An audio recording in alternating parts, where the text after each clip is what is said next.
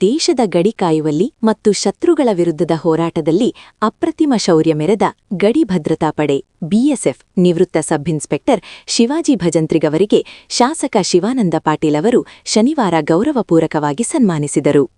ನಿಡಗುಂದಿ ಪಟ್ಟಣದಲ್ಲಿ ದಿನಾಂಕ 27/12/2025 ನಡೆದ ಈ ಸಮಾರಂಭದಲ್ಲಿ ಭಾರತೀಯ ಸೇನೆಯಲ್ಲಿ ಸರಿಸುಮಾರು 40 ವರ್ಷಗಳ ಕಾಲ ಸುದೀರ್ಘ ಸೇವೆ ಸಲ್ಲಿಸಿ ನಿವೃತ್ತರಾಗಿರುವ ಶಿವಾಜಿ ಭಜಂತ್ರಿಯವರ ದೇಶಪ್ರೇಮ ಮತ್ತು ಸಾಹಸವನ್ನು ಕೊಂಡಾಡಲಾಯಿತು.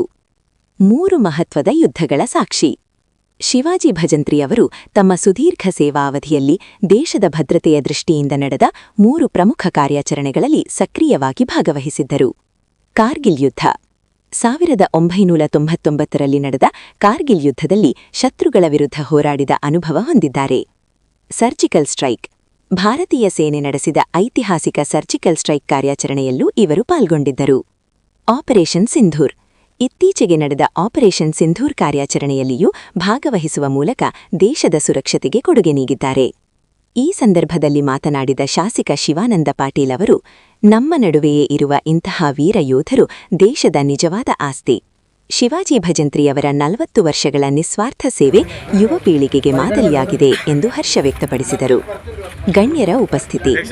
ಕಾರ್ಯಕ್ರಮದಲ್ಲಿ ನಿಡಗುಂದಿ ಪಟ್ಟಣದ ಪ್ರಮುಖ ಮುಖಂಡರಾದ ಸಂಗು ಬಳಗರ, ಶಂಕರಲಿಂಗಗೌಡ ಡೋಗ್ರಿ, ನಿಡಗುಂದಿ ಮಾರುತಿ ಭಜಂತ್ರಿ, ಯಮುನಪ್ಪ ಭಜಂತ್ರಿ ಸೇರಿದಂತೆ ಅನೇಕ ಗಣ್ಯರು ಹಾಗೂ ಸಾರ್ವಜನಿಕರು ಪಾಲ್ಗೊಂಡು ಯೋಧನಿಗೆ ಗೌರವ ಸಲ್ಲಿಸಿದರು.